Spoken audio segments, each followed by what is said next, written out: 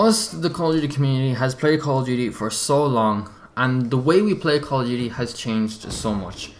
Hey, what is going on, guys? It is TemperAlliance, and today in this video we are going to be talking about the way we used to play Call of Duty back then to the way we play Call of Duty now. And in that amount of time, it has changed so much, and it just went by so fast that I believe that we didn't even realize. Like, if you guys' first Call of Duty game was Call of Duty 4, to me it was Modern Warfare 2, but in that time the way we played Call of Duty remained the same, so it didn't really matter what first Call of Duty game you used to play. But back then, the way we played it, it was pretty much, you know, you just pick a weapon, you just play more tactical, you just run around, you know, take cover, you know, look out for enemies by, you know, like, say for example, like the entrances, the exits, probably in buildings, left, right, and maybe be behind you, depending on what the game mode is. Now the way we used to, sorry, not used to, but now we play Call of Duty is completely different. Now we wall run, we boost jump, we double jump, we dash. The way we have to look out for enemies is look up top of buildings, or you know, look at enemies double jumping, and sometimes the enemies can fly over you without you even realizing, so you have to look up as well, left, right, entrances, and behind you. So enemies can come from anywhere, and back then they only had to come from one particular place, and that was the ground, or maybe, you know, sneaking out of buildings or anything like that. But pretty much the way we played Call of Duty remained was on the ground.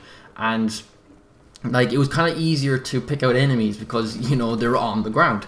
But now you have to look up. Like, they can double jump, they can boost jump, they can fly over you, and it just changed so much. And I believe we didn't even realize it because it just flew past so quickly, and it just went from then to now, and it was just so fast.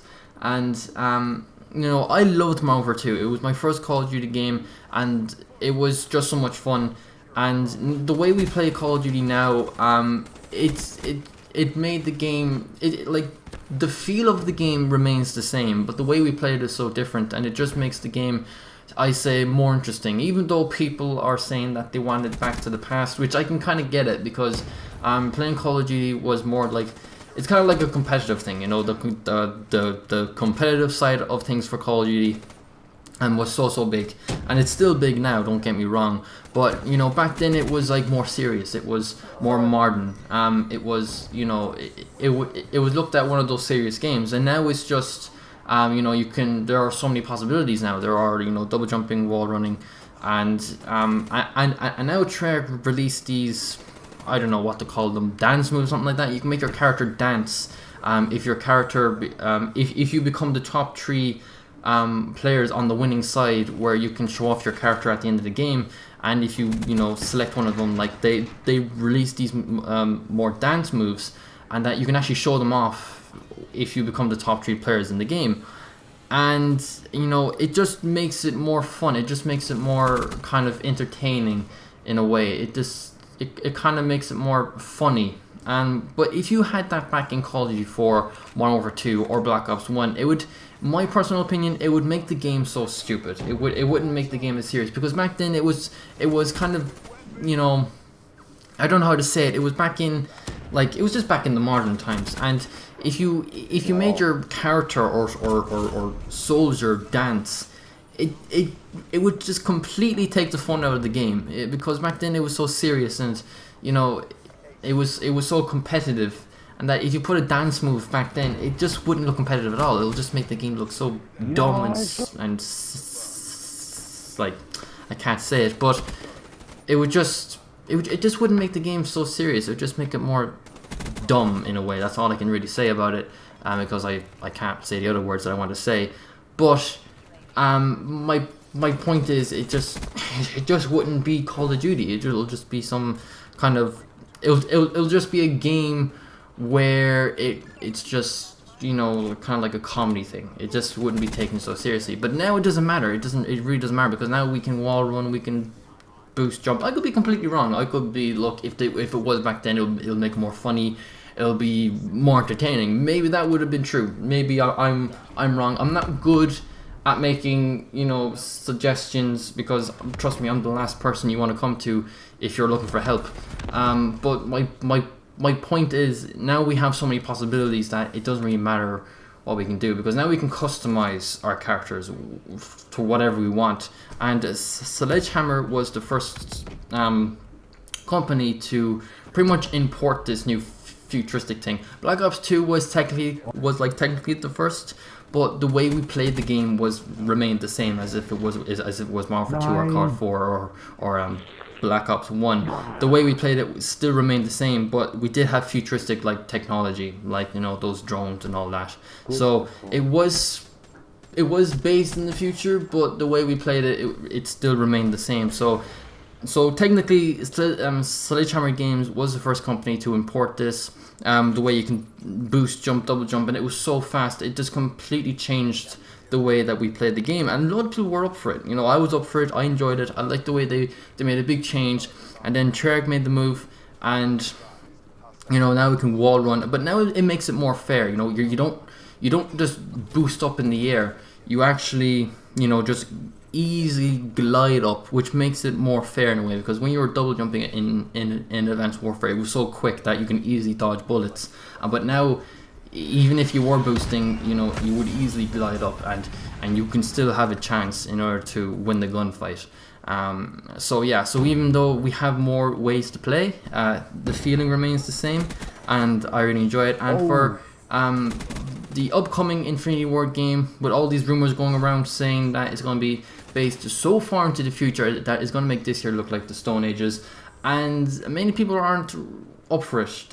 They don't like it, but it's just a rumor. It might be true, or it could be true, but not many people are up for it.